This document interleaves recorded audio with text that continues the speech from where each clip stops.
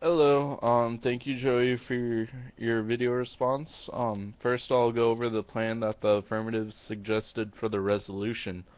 Uh, the first point in his plan, to my understanding, is to further educate farmers on how to get assistance that is already out there and how to convert and take advantage of the resources that are already out there, as he suggested that the 60 billion or so that's already out there for conversion.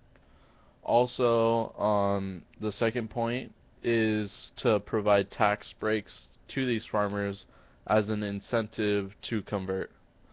Okay. Then he further went into my disadvantages and responding to my disadvantages. He stated that he does not see how organic farming is a link to rising hunger rates in America. So I'll go over that and also respond to the next part of the video, which was talking about how the plan is not to convert all crops, but only some, and I'll respond to that.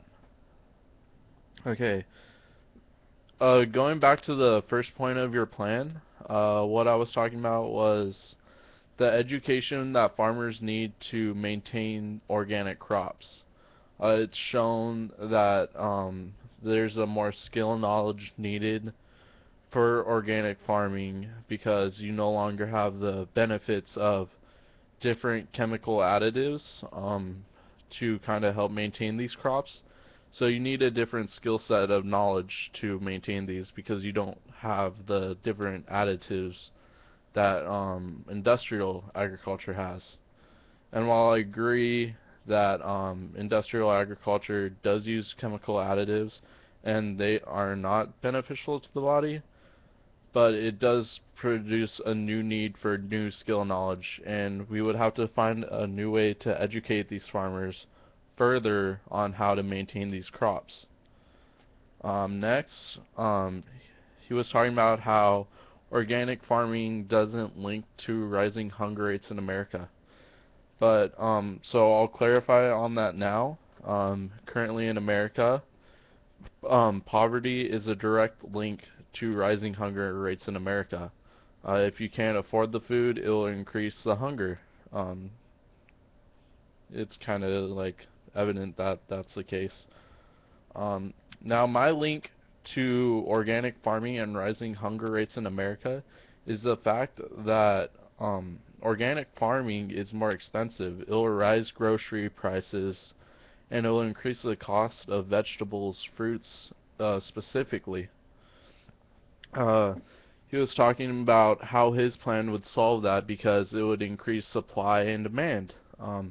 Although that is an important part of the cost, there are other parts that does increase price that no matter what, you're not going to be able to get rid of with the plan you suggested. That includes the labor needed, the care needed, and the transportation needed. Okay, going to labor.